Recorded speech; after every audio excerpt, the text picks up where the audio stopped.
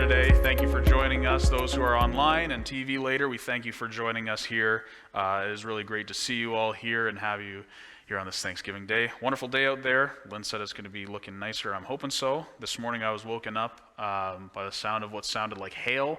I don't know if it was. We have a metal roof, so the sound of rain gets a little amplified, and our bedroom is upstairs, right under the roof. So it sounded like, rocks or birds were falling on our roof a little bit this morning. But now I know. I either know it's raining or it's not. So I count that as an absolute win. Today is my favorite niece's birthday. And I'm just going to touch on that really quick. And I'm allowed to say she's my favorite niece because she's my only niece. So I'm allowed to say that until I get another one. Seems like just yesterday she was born. I remember when, I won't go into the whole story, but I remember when Kyle brought over Remy a night, like it was before we were even anticipating that Macy would be born, and they brought their dog Remy over to us to spend the night just in case. And they were like, I remember Kyle, it's probably fine, it's probably nothing, probably just, procedure. And I'm thinking, I've seen enough movies, I've seen enough TV shows that this kid's coming. So, and there she was. We were surprised. I wasn't super surprised, but a little bit of surprise there. But it's been so, I was kind of hoping that it was kind of a false alarm so that she could wait 2 more weeks so that we could have the same birthday, or at least close to it. But, as close birthday to her favorite Uncle Colt. But didn't work out. God had different plans. But it's been so awesome to watch her grow up this last year, learn to wave and clap and start saying, yeah, in her little adorable voice when you ask her if she wants to do literally anything. It's hilarious. And been a good year. It's hard to believe it's gone so fast, but we're looking forward to the next years to come. Thanksgiving Sunday, which means you might have some plans for this afternoon, or you had some yesterday, or you're anticipating a Thanksgiving activity tomorrow with family. And you're going to get some, maybe you're going to get a nice Thanksgiving dinner. I've always enjoyed this Thanksgiving season. Since I was a little kid, I enjoyed going over to family members' houses. Different family members are always getting new houses, so like each Thanksgiving, it would be like kind of the rite of passage, like, hey, come to our new house. And so each year was almost, like what I think, it was almost each year was a new house we were going to, so that was always really fun. And then we would sit down, I'd get to see my cousins and the rest of my family, and we'd get to sit down and have a really good meal. I was never much of a turkey guy myself. I've always been more ham, or any kind of exotic meat that my dad would throw at me, because you might know we had buffalo on our farm, and he was a big moose hunter, so that was always come to the table. So it wasn't chicken and beef usually. It was always something fun. But I would always enjoy the ham. I enjoyed the saltiness of that, and I still do. I was never a big stuffing guy, which I look back at myself in shame, because it was one of those things where just, little Colt, his mind was like, stuffing, for whatever reason. I don't know what it was, but stuffing was one of those things that just as a young child I grabbed onto, and I was like, I don't like that because maybe it's the name. Maybe I thought it was like a stuffed bear stuffing, like you have little teddy bears. Maybe I thought it was like the stuffing of that, and that put me off. But once I had it, oh boy, watch out. Keep it away from me, because I will have a good helping of that. So I'm looking forward to that when that comes up. We had a couple bowls last week, so that was really good. Anyway, I'm getting hungry. Anyone else getting hungry? Yeah, sorry, I'll move on. Regardless, as great as it is to get together and eat, Thanksgiving is not simply just a day of food and friends, though it's a big part of it, but it is also a day where we should try to take the day, or at least a moment, and examine what we're thankful for. I've married into the Rives, and they have a tradition, is we all would get around in the circle and get ready to pray, but we would go around in the circle to say what we're thankful for. And it's really awesome to hear what everyone is thankful for, what God has blessed them with in their lives that year, and seeing it progress. And it is really a fun tradition, and it's a good reminder to remember what we're thankful for. We should recognize how fortunate we are. Not only the comforts we enjoy on a day-to-day basis, but the family and friends that bless us. It's important to be thankful. We were taught from a young age, if someone does something nice for you, or if someone does something out of the blue unexpectedly for you, and they say, I did this for you, or here you go, then you say, thank you. Oh, look at that. We're good. When we are given things from people unexpectedly, they go out of their way to help us, and it's important to express our gratitude. It's also a good opportunity to be thankful this Thanksgiving season, to be thankful for what God has done for us, what he has blessed us with in each of our lives, all the times that he's been faithful, all the times he's provided for us in the good times and the bad. We as a church body have a lot to be thankful for when it comes to receiving what we do not deserve. We can look back to, we'll get to some more examples a little later, but we look back to just the sacrifice on the cross. We have a lot to be thankful for. So as we dive in today, we're going to get into it. I want to give you my sermon in a sentence today, which is this: we should live gratefully, counting our blessings and giving thanks each day. Black Friday. That's a lot of left field, eh? Black Friday. Thanksgiving is one of those holidays that has become very commercialized over the years. It's right up there with Easter and Christmas, where it's a little bit more become about the Charlie Brown specials and the presents, and with Thanksgiving, it's the Macy's Thanksgiving Day Parade, I think. Target, yeah, Macy's, yeah. There's not the same ring to it. Target Thanksgiving Day Parade. I wouldn't watch it. But then the next day, Black Friday, and I feel like that's really settled down a lot in recent years. I remember hearing so many horror stories like growing up when I was in high school and in grade school, and I remember we couldn't go over to the States. That was the big thing. You can go over to the States on Black Friday and you can get some deals, but I'm in school, what are you going to do? My mom's a teacher, so couldn't just up and leave and go and have a good time in the mosh pit. That was the United States at the time. And, but it was always something that I would hear a lot about. It was always like Black Friday, and then you could search the internet like the next day and you can see all the stuff that went down each year, something new. And I always love the video where it's like the comparison. I should have put the video on here, but it's a comparison of like the United States and Canada, and like on the one side they're just hitting the whatever that little gate is before they open up. They're just pounding on that thing, and they're just about breaking through the windows. And then it goes to Canada, or I think it might have even been the UK, and the girl opens the door, and a single guy walks through. Hey, how you doing? Yeah, just walking to his thing. And I'm like, man, what a contrast there is there, eh? But I got digging a little bit, because I'm always looking around for interesting tidbits of things. And I wanted to share with you guys a couple of little headlines that stuck out to me. Now, these aren't like newsworthy headlines. These are more so, I believe it was one of the social media platforms. A person had asked, what was your biggest whoa? Like, what was your biggest horror story? What was the thing that almost made you quit, or did make you quit? And there was a lot of them. So here's a couple interesting ones, and we're gonna throw the first one up here, and it is a woman calls police over sold-out TVs. I don't see anything wrong with that. Next. Woman bites cop over Tickle Me Elmo. I feel like there's more to unpack here, but we will move on. Next. Woman tackles and punches store employee for Furby. Wow, I never had a Furby. If you know what a Furby is, those are those little gremlin-looking things before they were fed after midnight or whatever, and they get all gross. They're those little fuzzy things that blink. Oh, they really creep me out. I never had one, but I mean, they were all the rage, so perhaps this is justified. Anyway, next. Man throws chair due to sold-out iPads. Yeah, so this was at a Best Buy, and the guy came in, and I guess 5 hours earlier, he comes in 5 hours after the shift starts. What do you expect? 5 hours earlier, all the new iPad Air 2 Maxes or whatever the heck they were all sold out whatever year this was, and he does the only reasonable thing is hurls a chair at his head, whiplash style, and so a couple people got that reference. But it's interesting. It's interesting to see these folks out in their element. Really makes you think. Anyway, next up here, man army crawls to microwave. Now I feel like this is one that we would have to see and be there to believe it. Now this painting a picture for you is it was shoulder to shoulder.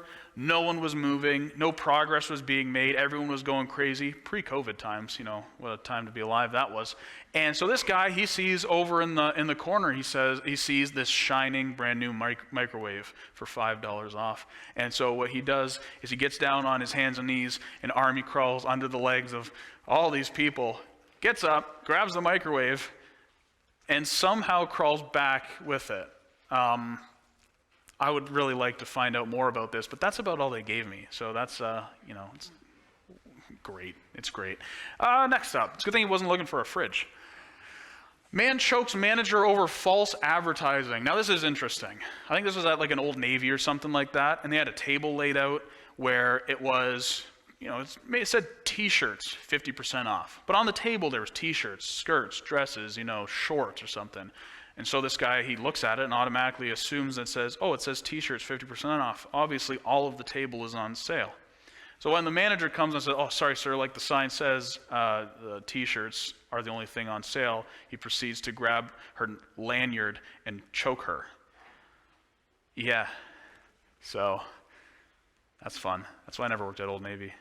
It's dangerous. It's dangerous out there. I never worked in retail myself, and I'm reading these and I'm like, I'm glad I didn't. Next, at least not in the States. Man swaps TV barcodes for massive discount. Now this is big brain plays right here. Here's what they did. This guy went to a Walmart or a Target or whatever, goes to the TV section. He sees that these TVs are on sale for about $300, $200, $300. And he says, that's too much for me. So he goes wandering around and he grabs just a little sticky barcode off of another item, probably something reasonably priced and believable, right? So he sticks the barcode there, and he's like, "Miss," so like he has someone working over there, and he says, "Miss, this is TV on for $20. She's looking at it, and it's like, well, obviously, you'd think if you wanted to avoid suspicion, you would at least get something that's maybe reasonable. Maybe like somewhere, you don't want to pay $200, maybe $100. And you say, okay, I'd believe that. I wouldn't look too far in, but who am I to poke holes in this grand scheme of things? I don't think it worked out well. I don't know. I haven't seen or heard from him lately. Anyway, next one. We're getting closer to the end here. Good one. Man purposefully falls to sue. I feel like this happens more often than we read about, but the guy probably went in hoping for the big Black Friday bucks. And he might have got away with it too if it wasn't for like modern technology and security cameras where they saw him walk over, pour a thing of orange juice on the ground, walk away, come back, and then fall. He got a concussion out of it, I think. But the lengths, people, they're amazing. I love them. Anyway, and the last one, this I think is, I didn't put pictures up for a reason. Man lets child poop on GameStop floor. GameStop being the United States kind of version of EB Games, kind of your video game store. But a mother, I'm assuming, was there to buy her other child or that child a gift. And she didn't want to get out of line for the kid to go to the bathroom. So as any good parent does, she... I don't know, hopefully got banned from this whole thing. The point is, it's good to see. Nothing's good to see from this list, to be honest. But it's just interesting.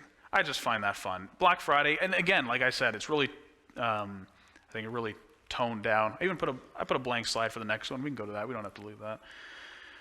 It'll be fun. Someone comes in here later, they've never been to this church, and they look at that slide and be like, I don't think I'm coming back. I don't know what that is, but I'm not coming back. I wonder what they're up to nowadays, though, those fine folks. I'm sure it's all good. But it's unfortunate to see how far these holidays have gone. It's unfortunate to see, that it's become this. It's become get, so that you can give, and then you can get the recognition of being the best giver when Christmas comes around and all that stuff. I don't know. There's a whole algorithm to it, but it's just kind of sad to see. I don't know at this point if we as Christians will ever be able to claim it back in the hope that we do. I don't know if one day we'll be able to. Everyone will sit there and be like, "Oh, Christmas," and collectively everyone will be like, "Yes, Jesus' birth." But, all we can do at this point is just, teach our family, stay strong in the root of what these things are actually about, and that's all we can do. Anyway, getting back to Thanksgiving, that's just a little fun thing I wanted to show you guys. Getting back to Thanksgiving, because it's a little early to be talking about Christmas, in my opinion, unless you're Pastor Katie, in which case she's already posting elf memes in our worship team Facebook group, and she's already planning for the Christmas service, which I understand that needs to be done, but I'm just like, whew, glad that's her this year. I always get into the Christmas, but that's usually about the 23rd-ish of December. Yeah. We as Christians have many blessings, many things and many blessings to be thankful for. We have been blessed a great deal throughout history and in our own lives recently. And it's a good time during Thanksgiving to reflect on these blessings that God has given, not just one day, but every day. And that's the thing. That's the challenge right there. I want to give you a little couple pieces of information here, some little stats, some statistics here. What does the Scripture say about Thanksgiving? See, there are hundreds of verses that deal with giving thanks and praise to God found throughout the Bible. To give you a rough idea, in the King James Version, the word thank is used a total of 26 times in 27 verses. The word thanks, plural, is used 73 times in 71 verses. The word thanksgiving is used 28 times in 27 verses, and the word thankful is used 3 times in 3 verses. Kind of dip down at the end there, but still, 3 out of 3, that ain't bad. Because this subject is talked about so much in Scripture, like this is a recurring thing, it would make sense for us as believers to pay attention to it. It would do us well to focus on the importance of giving thanks. And we need to look no further than the Bible to see examples of different people who gave God thanks in different situations. These are people who had different circumstances than the rest, but they still gave God thanks nonetheless. These are people that, we know them well, and the things that they dealt with might differ a little bit from our circumstances, but I think we can relate to them at least a little bit. So the first person we're going to look at is David. David, we know that name. When you think of David generally, our minds go back to the little guy with the sling killing a giant pickle. That's VeggieTales. Killing a giant. That's it. I was poking around the internet because I was always curious, the idea of giants and things like that. Always, one kind of confused me, but at the same time, it's like whoa, what's the deal? And so I did a little digging, and I wanted to see, what constitutes a giant? Are we talking about Jack and the Beanstalk giants? Or are we talking about, Yao Ming, famous basketball player, tall person? It's one of those things. So I looked, and the statistics or the numbers that they had gone down over the years someone had recorded, one guy had said that this guy was high 7 foot, okay? So he was about 7 foot, right in the top, right almost on the edge of 8, which is pretty tall. That's a pretty big guy. So, and then the other guy, and it didn't go down from there, it went up from there, was one person that recorded that he was nearly 11 feet tall, which again, it's pretty big. And I don't think this probably wasn't like a tall, lanky guy. This guy was probably big. He was like their champion, So that's just interesting to see. And it doesn't really take away from the craziness or the wonder of this story. When we remember that it's a young shepherd boy going against the guy who's a military, decked out in all of his armor and coming at him with a sword. So, yeah, just interesting. Little bit of info for you there. So he was known as a young boy. He was a shepherd boy who became one of the greatest kings of Israel. He's well known for his many psalms of praise and thanksgiving to God. David was a man with the heart after God. He was not perfect. We read that. He was not perfect in any way. But there were times when he failed and he sinned, and, it happens to the best of us. But David's life is not characterized by that, but by his love for and dependence on the Lord. He was a man of godly character and integrity. He wrote a multitude of psalms, many of them containing words and phrases that give thanks to God and sing his praise.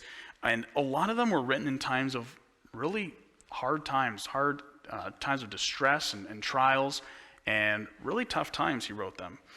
Psalm 6 is a lament, which is a passionate expression of grief or sorrow. So we're getting sad here. It's a lament of David in which he petitions God for deliverance in the midst of his physical and emotional distress. So he's going through a lot here. Yet he is confident that the Lord will hear his answer. It will hear him and answer. In this psalm, David asked the Lord to rescue him from death so that he could give thanks back to him. So we're going to read that. Psalm 6, 1 through 10 says this. In the first half, I'll break it down into two halves. The first half is the sad bit, and the second half we see just a complete 180. You'll see. Lord, do not rebuke me in your anger or discipline me in your wrath. Have mercy on me, Lord, for I am faint. Heal me, Lord, for my bones are in agony. My soul is in deep anguish. How long, Lord? How long? Turn, Lord, and deliver me. Save me because of your unfailing love. I am worn out from my groaning. All night long I flood my bed with weeping and drench my couch with tears. My eyes grow weak from sorrow. They fail because of all my foes. Among the dead, no one proclaims your name. Who praises you from the grave? So we can see right there, that's pretty, he's going through some stuff. He's going through some stuff. His bed sheets are soaked. His couch has some tear stains on it. And he's just going through some stuff here where he's got his kingly responsibilities and he's got, enemies at all sides. He has the responsibilities that not a lot of us could probably, recognize or relate to because he's got an entire nation on his shoulders. But he goes on. He does not let that end there. He says, away from me, all you who do evil, for the Lord has heard my weeping. The Lord has heard my cry for mercy. The Lord accepts my prayer. All my enemies will be overwhelmed with shame and anguish. They will turn back and suddenly be put to shame. What a turnaround there. He goes from I am just feeling just overwhelmed, I can't do this, please, Lord, to straight up saying, enemies, get ready, God has heard me. And he has that confidence. It's just awesome to see that. We get a sense of what he's experiencing with his many foes and just being worn out with all of his responsibilities. He's overwhelmed him and carried a great deal of weight. But we can see he still prays with the confidence that God has heard his cries and will do something about it. Psalm 18 and 2 Samuel 22 are very similar. Here, David praises God and thanks him for deliverance from his enemies. This is after the fact. He focuses on God. He focuses on who God is as well as what he has done. Thanksgiving here is seen as a global event, and David proclaims faithfulness to him among the nations for what he had done. In Psalm 26, David sought the Lord's vindication on account of his integrity so that he might proclaim with the voice of thanksgiving and declare God's wonderful works. In Psalm 26:7, it says, proclaiming loud your praise and telling of all your wonderful deeds, just shouting those out. Psalm 30 was written for the dedication of the house. David reflects on his personal deliverance, all that God has done for him, and he calls on the congregation to worship as well. He speaks of the Lord turning his mourning into dancing, and of his soul singing praise to God and giving thanks forever. So he not only kept that to himself, but he spread it throughout the congregation, and he encouraged them to also give thanks. We see that David went through some tough times. At times he likely felt like he had little to be thankful for, that he wasn't going to make it through, and that was his focus. How can I be thankful in a time like this? How can I be thankful and think about what has happened when I have this to deal with? But David is a man who chose thankfulness. In good times as well as the trials that came about, David is an example of one who continually turned to God in praise and thanksgiving. And when we face difficulties, we should also turn to the Lord, trusting him and offering praise and thanksgiving. But that's hard to do. That's hard to do.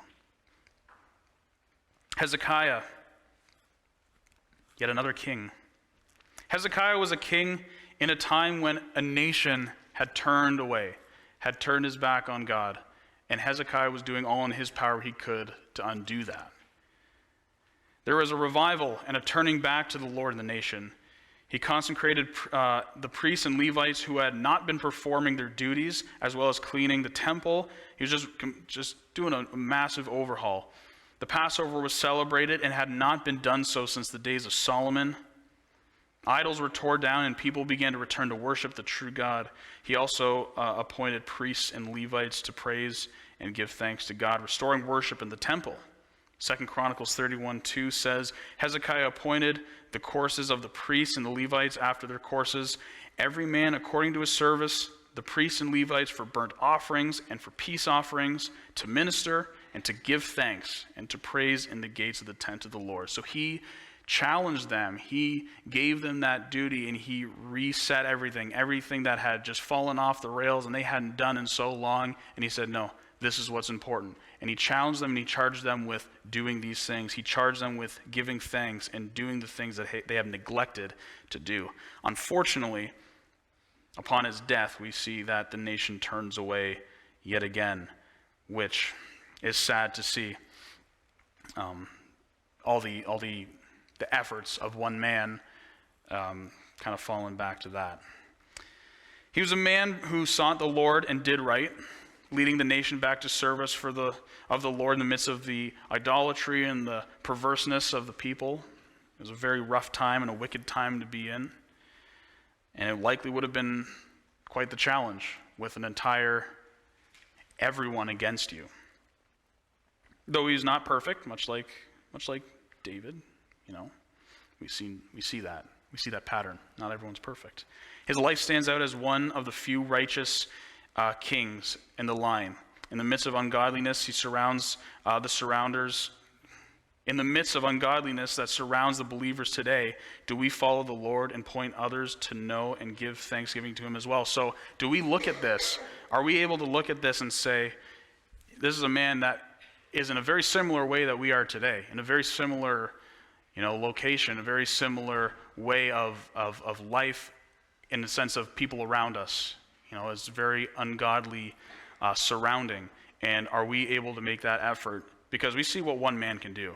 Granted, he was a king with a lot of power, but we see what God can do through the life of one man. And Daniel, we've been talking about him for a little bit.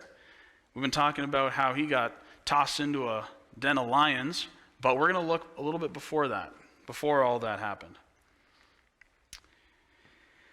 Because Israel and Judah refused to obey God despite the warnings of the prophets that God had sent, God allowed enemy nations to attack them, killing them, taking a lot of them prisoner.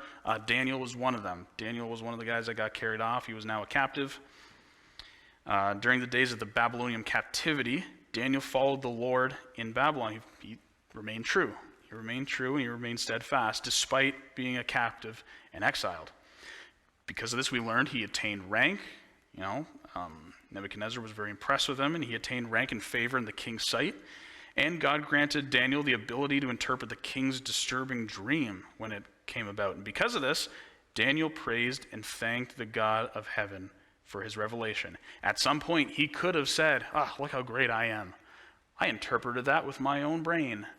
But no, he understood where it was coming from. He understood who was behind it all and that he was merely just a tool in the process. He attributed it completely to God. He understood that he was just being used for that purpose that God had sent him for, and he thanked him for doing that. He was so thankful for being used. Now, today God uses his word to reveal his will to us, and we know that Scripture contains all we need to face, deal with, and endure the trials that life throws our way. And in the same way that Daniel was thankful to be able to be used in this sense, we should be very thankful to be able to be used when God calls us. All of these men had a choice.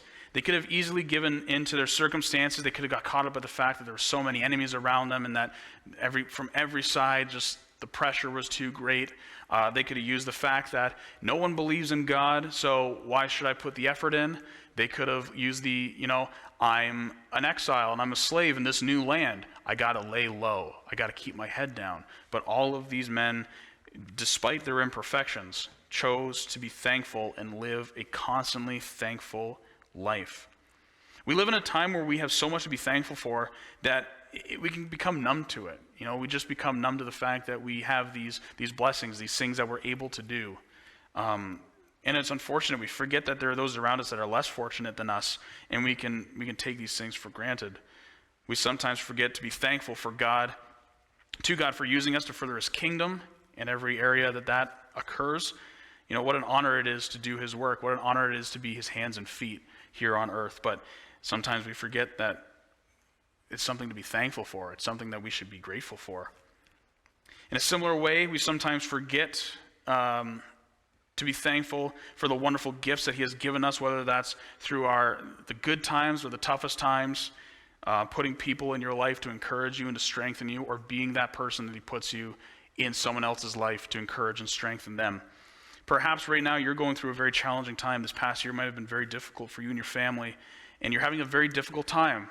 Like I said, just finding something to be thankful for. But all you need to do is look around you, look to your left and your right, and these people that are put in your lives and these many blessings that surround you, you just need to look and just need to be thankful. I want to encourage you this morning to, you're finding it hard to be thankful. Be like David, who praised God in his trials and hardship. Be like Daniel, who thanked and praised God for opening his eyes to God's will and using him. And be like Hezekiah, who sought the Lord when the entire nation had turned away, when all seemed lost. I want to invite our worship team to come on back up for our closing song. And I want to tell you a little story. Now, this is a story that I've heard a few times, and I've heard it told a few different ways, a few different characters. So I believe it's not based off of any kind of true events, actual events that happen, but it is a good illustration for what we're talking about and what I mean when we talk about thankfulness and giving thanks for what we have and all that is around us. So you might have heard this one before. But a blind boy sat on the steps of a building with a hat by his feet. He held up a sign which read, "I am blind, please help." Now there are only a few coins in his hat because people would go by on their busy runs to, Tim Hortons before work, and they had just spent their couple bucks on their coffee. They had a couple quarters, so they tossed them in. But it was just, there's a few. There wasn't too many. So a man walks by, and he took a few coins from his pocket, and similarly, he dropped them in. And then he took the sign, and he turned it around, and on the other side, and he wrote some words, and he put the sign in the boy's hand so that everyone walking would see what the new words were, what he had just written. And soon the hat began to fill up. A lot of coins. Everyone who'd walk by, toss a little bit here, toss a little bit there. Everyone was contributing. And the boy was amazed. That afternoon, the man who had changed the sign returned, walking back from work to see how things were going, and the boy recognized his footsteps and asked, "Were you the one who changed my sign this morning? What did you write?" The man said, "I only wrote the truth. I said what you said, but in a different way. I wrote, 'Today is a beautiful day,' but I cannot see it." So both signs spoke the truth, but the first sign simply said that the boy was blind, while the second sign conveyed to everyone walking how grateful they should be to see what not everyone has the ability to do. So we have so much to be thankful for. It's easy to overlook what we have, and we have so much to be thankful for. Living in Canada, we have so many freedoms and just blessings. As Christians, we have the knowledge that our God constantly provides, and we can look back through history and look at specific times when God was faithful and gave us a reason to be thankful. He brought his people out of Egypt, parted the Red Sea, fed them in the desert, and then ultimately sent his son to the cross to die for us, what we did not deserve. So as we close this service, and we're going to sing this song, Give Thanks, let's do so with grateful hearts. Let's examine ourselves. Let's do so with a grateful heart and with a commitment.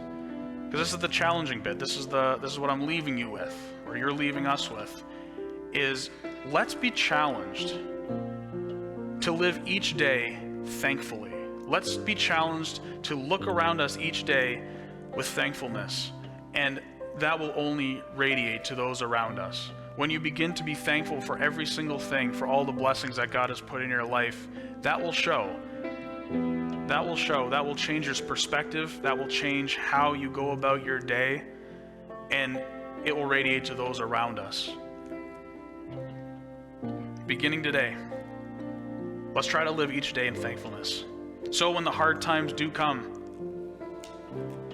super easy to remember, oh yes, this is what I'm thankful for. And I'm confident, like David, we have the confidence that he will bring us through again. So let's sing this morning. Would you stand with us this morning as we close? That was once poor, but now we are rich in your love. Was once weak, but now we are strengthened by your mighty hand. Lord, I pray that as each person goes back out into the world for their week ahead, their work, their school, whatever it might be, Lord, I just pray that we would see a change in our lives this week, that we would make the effort to live thankfully, to live in thanksgiving, and in every aspect of our lives, to give thanks. Lord, it's something that we come across once a year, and it's a shame for it to just be a single time to look back and recognize what we're thankful for when we are constantly surrounded by it every single day. So Lord, I pray that you would touch each person here, and then you would open their hearts up this week, that they would actively pursue that. They would actively pursue that thankfulness, that they would actively live in this way. They would go each day thankful for all that you have done and all that you will do. We thank you, Lord. We praise your mighty name. In Jesus' name. And everyone said, amen.